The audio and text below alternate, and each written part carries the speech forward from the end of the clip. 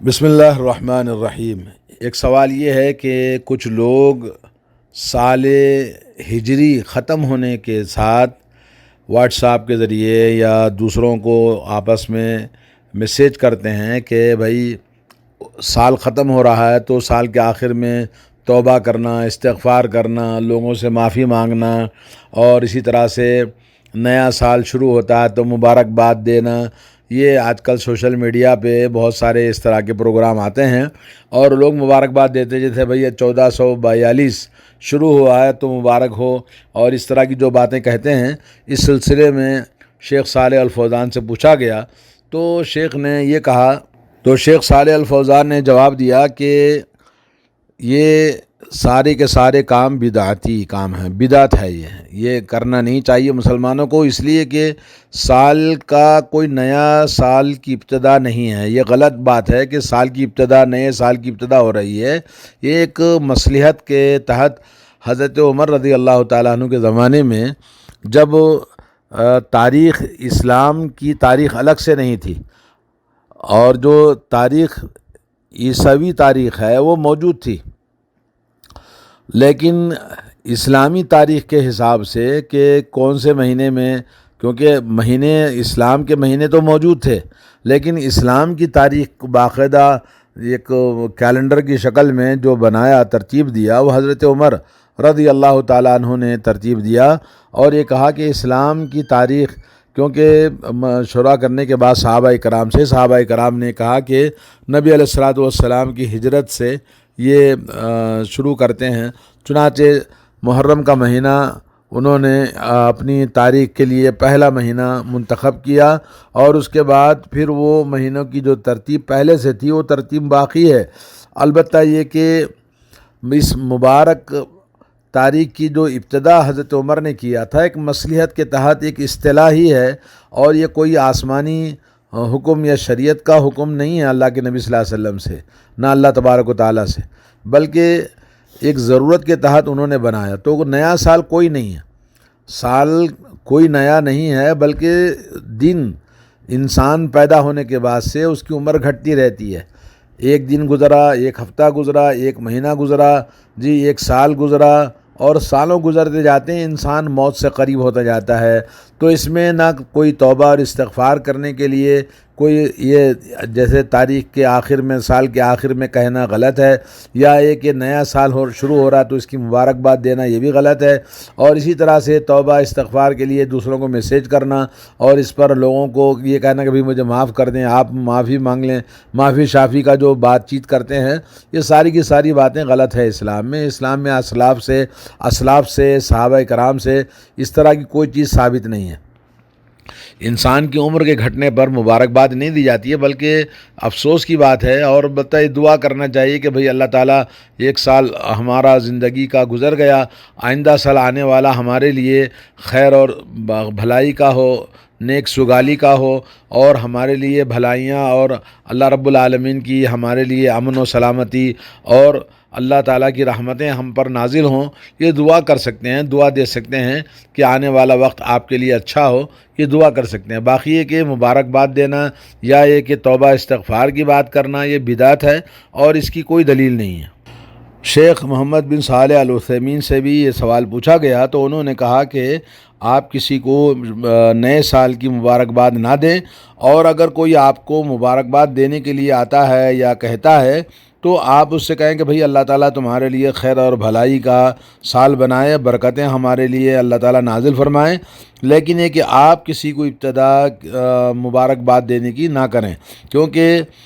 اسلاف میں کسی نے بھی اس طرح کے نہ اس کو نیا سال مانا ہے، نہ ہی اس کو مبارکباد دینے یا کسی توبہ استغفار کرنے کی بات کہی ہے، بلکہ ایک مصلحت کے لیے سال کی جو ابتدا ہوئی تھی وہ حضرت عمر رضی اللہ تعالیٰ عنہ کے زمانے میں ہوئی، اور یہ اللہ کے نبی صلی اللہ علیہ وسلم کے زمانے سے لے کر حضرت عمر کے زمانے تک اس میں کوئی اس طرح کی چیز صحابہ کرام کے درمیان نہیں تھی کہ نیا سال ہے، پرانا سال ہے، بلکہ کاموں کو ترتیب دینے کے لیے، اسلام کی تاریخ کو مرتب کرنے کے لیے، اور انہوں نے اپنے گورنر، اپنے عاملوں کو حکم دیا تھا کہ محرم سے ہمارے سال کا کیلنڈر بنایا جائے۔ یہ حضرت عمر رضی اللہ تعالیٰ عنہ کی ایجاد ہے۔ تو اس کو نیا سال کہنا، پرانا سال کہنا، نئے سال کی مبارکباد دینا اور سال کے ختم ہونے پر توبہ استغفار کرنا، یہ سب غلط ہے۔ ایک اور بات یہ ہے کہ جب سال ختم ہوتا ہے تو نئے سال کی ابتدا پہلے دن لوگ خوشیاں مناتے ہیں، تو یہ خوشیاں منانا یہ کافروں اور مشرکوں کا طریقہ ہے۔ نبی علیہ الصلوۃ والسلام نے ہمیں اس چیز سے مخالفت کرنے کا حکم دیا ہے کہ کوئی بھی مخالفت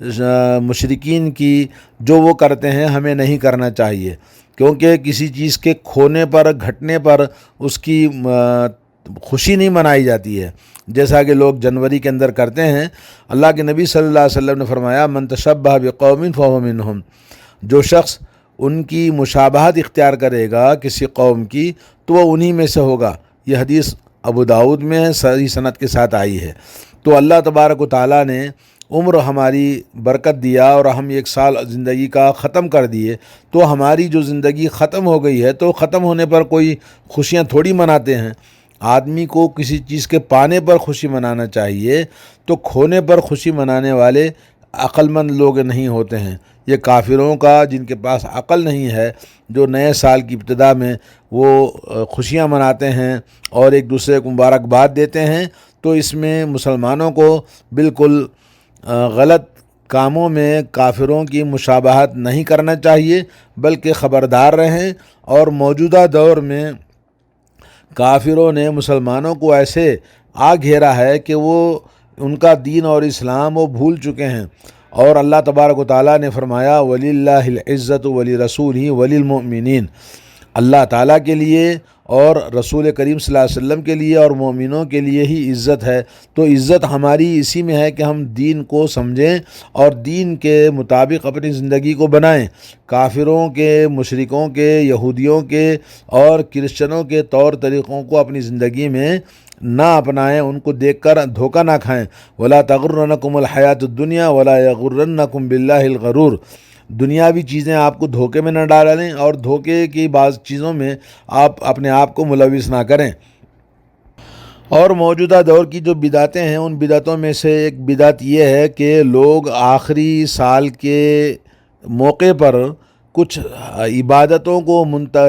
کر لیا ہے کہ کوئی روزہ رکھتا ہے، کوئی رات میں قیام کرتا ہے، کوئی استغفار کرتا ہے، یا ایک اس طرح کی مختلف الٹی سیدھی عبادتیں کرتے ہیں، مخصوص عبادتیں، اور یہ کہتے ہیں کہ بھئی یہ اتنے بار پڑھو، اتنے بار پڑھو۔ تو یہ تمام چیزیں بدعت ہیں، کیونکہ بلا دلیل کے عبادت کا کوئی بھی کام کرنا رسول اللہ صلی اللہ علیہ وسلم کے حکم کے بغیر، اللہ تعالیٰ کے حکم کے بغیر، یہ بدعت کہلاتا ہے۔ جس نے بھی کیا وہ بدعتی ہے، اور بدعت اللہ رب العالمین کے ہاں گمراہی ہے، اور گمراہی انسان کو جہنم میں لے جاتی ہے۔ تو آدمی کو چاہیے کہ اپنے غلط کاموں سے اللہ تعالیٰ کو راضی نہیں کر سکتے، بلکہ اللہ رب العالمین کے بارگاہ میں جو سنت کے مطابق عمل ہوگا وہی اللہ تعالیٰ کے پاس قبول ہوتا ہے۔ اور بدعتوں سے آدمی کو بالکل ہوشیار ہونا چاہیے۔ محرم میں ویسے بھی بہت ساری بدعتیں لوگوں نے ایجاد کر رکھی ہیں، اس سے خبردار رہیں۔ اللہ کے نبی صلی اللہ علیہ وسلم کی صحیح بخاری صحیح مسلم میں حدیث ہے من احدث فی امرنا ھذا ما لیس منہ فہو رد۔ حضرت عائشہ رضی اللہ تعالیٰ عنہ فرماتی ہیں کہ اسلام میں کسی نے ایسا کام ایجاد کیا جس کا ثبوت، جس کی دلیل ہمارے دین میں نہیں ہے، تو وہ کام رد کر دیا جائے گا، غیر مقبول ہے، وہ اللہ تعالیٰ اور اللہ کے نبی اور مسلمانوں کے نزدیک شریعت میں وہ مردود کام ہے۔ تو اس طرح سے ایک اور حدیث میں اللہ کے نبی نے فرمایا صلی اللہ علیہ وسلم من عمل عملا لیس علیہ امرنا فہو رد، اگر کسی نے ایسا عمل کیا جس عمل کا دلیل، جس کا ثبوت اور جس کا ذکر قرآن میں، سنت میں، اسلاف میں نہیں پایا جاتا ہے، تو وہ کام مردود ہے، غیر مقبول ہے۔ تو ایسے کاموں سے آج کل جیسے بہت سارے بدعات ہمارے معاشرے میں موجود ہیں، تو